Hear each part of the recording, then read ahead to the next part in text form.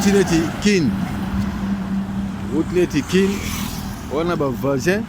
Donc boyer, un voisin. Boyer. Surtout un voisin. Un voisin. Un voisin. Donc, tout doit boyer.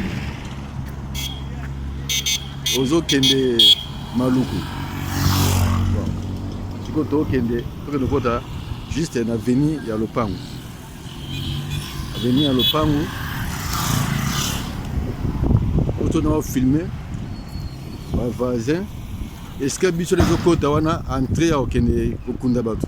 C'est pas que nous connaissons entrer biso de côté. Yo kende bon. Biso sikoyo entrer na biso. Liboso caro ils ont chargé ciment. Entrer na biso ngo yo. Yo ba entrer na biso avenir ngo yo. Avenir ngo to côté. Avenir ngo to côté. Juste un avenir.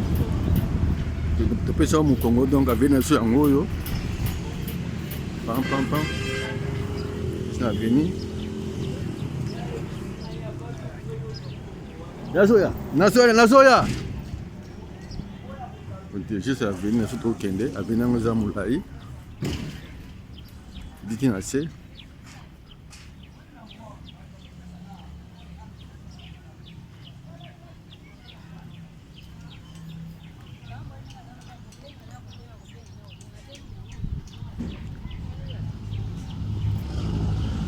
Bonjour mère.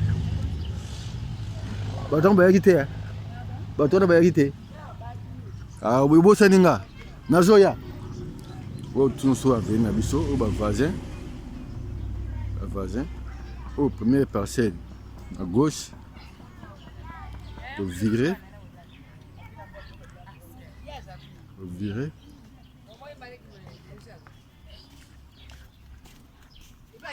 Pour virer, on va venir en votre côté. Venir en gros.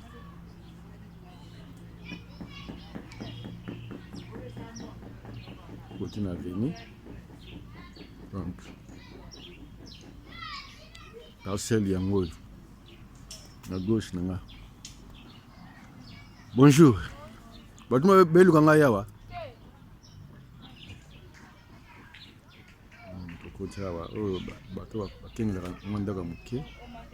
Donc, beaucoup de films, hein. Oh,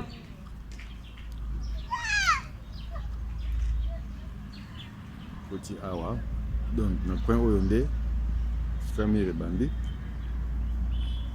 Qui coin monsieur Souana, c'est comme un casse Zali. Donc, là, on a quatre venus. Donc, c'est les bandits. Awa nyonso awa. Manda ka muke wana.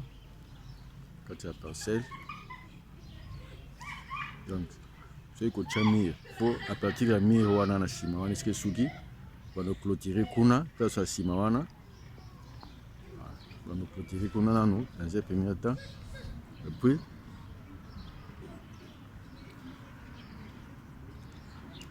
place foyo.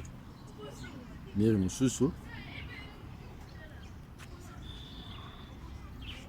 Donc le tir la dibosa donc banda awa. Ti kuna na coin na mire mususu wana, ils avaient trop cha sous mire. Donc 2 minutes au cha yango wana. Alors siko to bima na sima. Bima na sima. Na toute na parcelle parce que la clôture était. Bon c'est ni. Eh.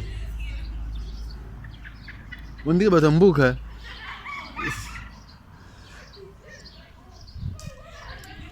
Jana la sonde na la jana sonde ngo seka.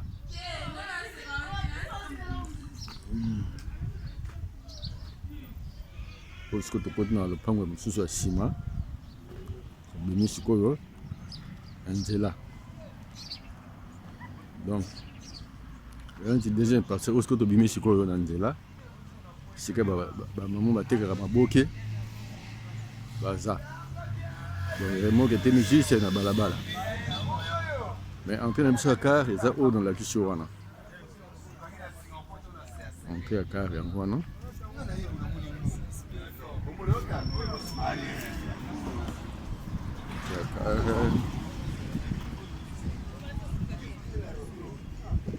motuka eteka nsima donc kote etali neti moto azokoka sikoyo bakote na biso nyonso bavoisin donc eza quartier bazotonga bato bazotongatonga nano bon na kati nano